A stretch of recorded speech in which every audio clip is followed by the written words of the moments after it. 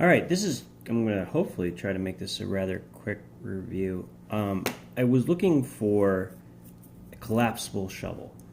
I don't know if anyone here is on the East Coast, but we've had weathermen that are a little less than accurate. And when we get stuck in a situation where we can't dig ourselves out and I have to go pick up my child, that becomes a real problem. And I promised I would not have this happen to me again. So I looked on Amazon for various different options for a folding shovel, and let's just say that most of them are complete junk. And I'll get into exactly why. But I wanted to review this one right here, which is one no one has reviewed yet, as far as I can tell. And I was surprised no one had tried. The price point's really good. I think it was $48 on Amazon.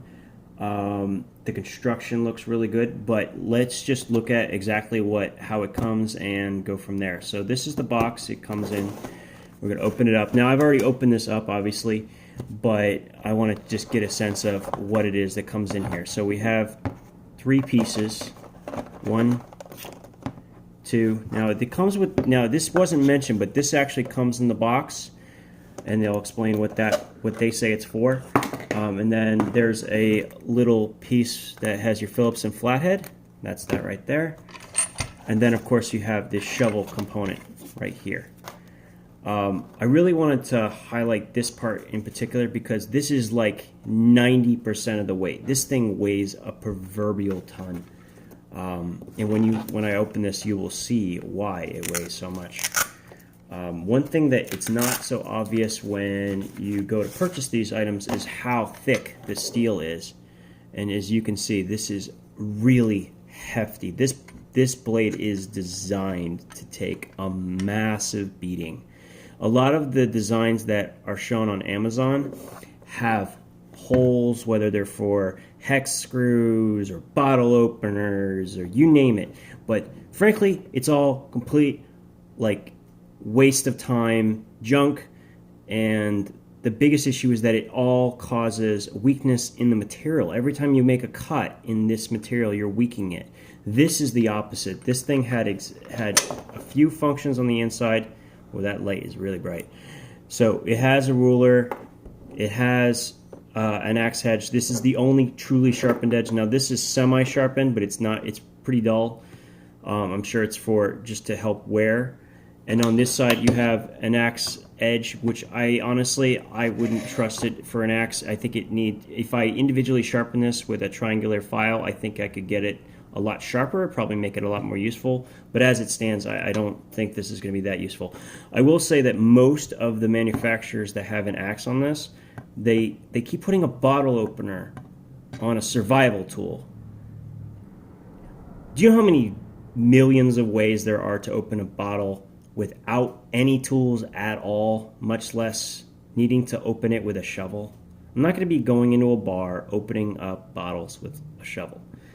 Anyway, I'm very thankful that this company did not opt to put anything unnecessary on this piece of equipment. It is simply a shovel, an axe, and a saw. And it has the best lockup I've seen on everything else except the FireJoy. It is actually looks like an exact replica of that exact system, as far as I can tell. Now, I'm going to probably purchase one of the FireJoy shovels as well to do a comparison, but I really like the way this is set up based on what I've seen from the FireJoy. Everything is really solidly constructed. It's riveted in. There's oh my gosh, I wish I had a scale because this thing weighs a ton. And if you look at all of these aluminum extrusions, these are really serious aluminum extrusions. This is no joke. These are not flimsy pieces of aluminum like you see in some of the models that people have talked about and they're not so happy with. This is the knife, and all of which I don't understand why they keep putting bottle openers in them, but whatever. This is a piece of junk anyway, and honestly, no matter what manufacturer you get that has one of these bottle opener-esque knives, they're all junk, every one of them.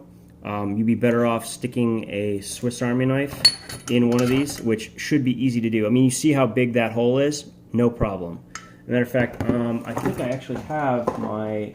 actually have a Swiss Army knife right here, a really good one, and the Farmer, which is what I'd probably put in. Okay, so this is good to know. Actually, this is not quite wide enough. Not this way, but the blade is too high, and it doesn't look like it's quite big enough. That's good to know. That's good to know. And that actually answers a lot of questions as far as that's concerned. But anyway, the blade, pretty much useless. I would definitely find a blade you can fit inside one of these yourself, remove this, and gain that extra storage space. Speaking of storage, because this has 3 sections instead of 2, you gain a lot more storage. In this handle, you have your fire steel / whistle. I did test the whistle. It is very, very, very loud. I also tested the fire steel. It is effective. I don't know the rating on that, but certainly the whistle works. This lanyard can be replaced. You can simply, and I would remove this and put paracord in. But this is sufficient for what it's for. That's perfectly fine. Now, what else? There's the booklet it comes with. Looks like this. And it goes over some of the features. And this last one is what they want to use this tubing for. And it's not great tubing, but I get their point. It's for a tourniquet. Honestly, when you're swinging a sharp object that tends to bounce like shovels tend to, that's not a bad idea. As far as this overall package, it's looking good so far until you look at this. This is the case they have for the shovel. Now this is $48, and based on the shovel itself, I would say this is relatively comparable to the FireJoy shovel, especially if when you're using the FireJoy you use the appropriate side as your axe so that you don't loosen up your lockup every single time you swing it, which I'm surprised everyone seems to do, but use the right side and then you won't have that issue. But this is really comparable. They put the blade on the correct side because of it's on this side. Whenever you hit with it on the on wood, it should tighten the lockup instead of loosen the lockup. It's a very simple thing, but it's very important that it's on that side. The last bit is, a lot of times if you look at like the Iona shovel, the blade is on this side, not this side. That makes all the difference. It'll actually cause it to loosen up when you swing instead of tighten it. And honestly, considering how hefty this is, now this is serious heft, it's going to have some momentum behind it, which brings up the last difference. And you can kind of decide which one you think is better. But this has a bit more length than the other one. About this much, I think. Maybe a little bit more. I'd have to actually do some measurements when I get the other one. But it looks like it's going to be a little longer than the FireJoy. Now you can extend that again, but you're going to need another $20. Where I think they're making up the difference here is with this flimsy little case. There is nowhere to put these other components. So you have this piece and you have this piece, and they kind of basically just sit together. Like when you store this, you either have to store them together, or I'm not even sure. I think you probably like store it like maybe like this, where you put the knife in the lower, like the middle section here, right next to where the shovel is, and maybe carry it like I don't know what you do with this other section, but unfortunately there isn't a case that holds all of these components, so you're gonna have to get a case yourself, which could easily make up the $20 difference that's between the base model and this. What you're gaining with this is a length difference, a slight length difference in the base model. Also an axe edge on one side. Also, I really like to compare the thickness of the steel. Might make a difference. I mean, the other one's supposed to be very, very hard to break. This one looks really hard to break. One thing I will talk about as a really big negative for me is this little hex driver piece. I have no idea why they went with this dinky little design versus a actual magnetic hex socket. And not only that, if I put this in, as you will see, there seems to be a magnet in there, but it is not a very strong one. And it comes out very easily. I mean, it's barely holding in. I mean, that being said, at least they thought of the magnet, which is nice, I guess. But it's very flimsy. There's a little bit of play. They should have just simply went with a hex driver. If they had put a good hex driver here, this would have maybe even be better than the FireJoy.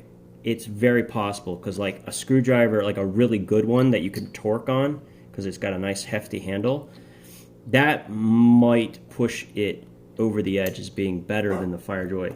Now, I haven't compared these yet as far as actual function is concerned. I just opened it, but from what it looks like, this is really well made, from what I can see. I'm sure it's made in China, and the other one is not. I don't see a manufacturer stamp, but I'm going to guess it is. Let's see, maybe I can find it on here. But overall, the construction of this is looking pretty good. I would say this is useless for the most part, unless absolute emergencies. And even if you don't, I mean, it's going to be riding loose in this thing. There's nowhere to actually keep it solid, which is unfortunate. Yeah. But having these empty chambers, all of which are pretty well sealed, except for this one right here, that's pretty cool. These rings are not great, these little O-rings, but they seem to do the job appropriately. And this is a very easy thing to replace with a silicone O-ring. But that being said, now you're starting to add up pieces that might make it better to go with the FireJoy. It's up to you. But if you're just looking for the shovel component and you're okay with the length, this might actually be better, especially if you're just throwing it in a car. It's going to save you $20, but I would, check and see it, compare it for yourself. But I would put this up there. I'm surprised no one has tried it or used it yet. And yeah, give it a shot and tell me what you think.